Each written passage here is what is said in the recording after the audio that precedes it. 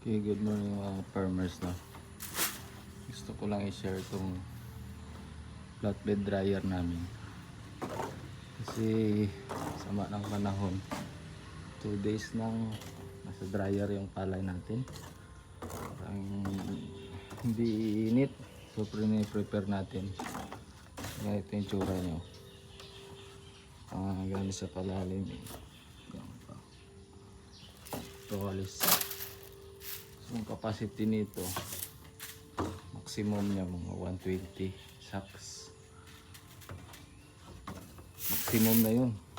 Pero yung palay ko ngayon nasa 118. Tignan natin mamaya kung gaano siya kapuno.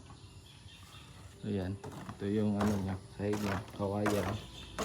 Tapos yun yung pugo niya. Doon ang gatong niya yan, labhang. So yan lang mga farmers, update ko kayo mamaya kung musta yung panahon. Papasaking siguro natin.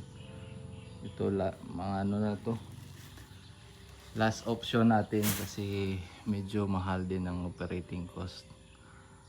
Isang drying nito mga ka-farmers, hindi bababa sa 3.5 ang kukonsumo ng kuryente nito.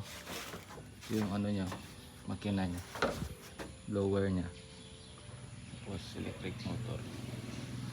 Yan. So ito last option na namin, tsaka ito is intended talaga pang seed.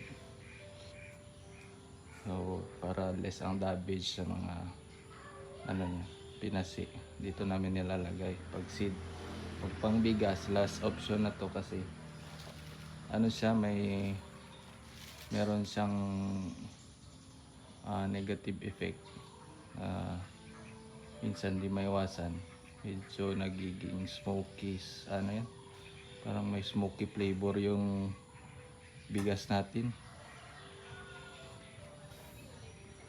Ano siya, parang negative tsaka positive.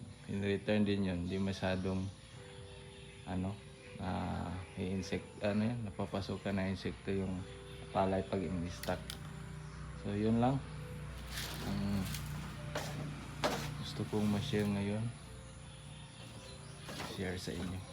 Okay, yun lang mga kaparmas.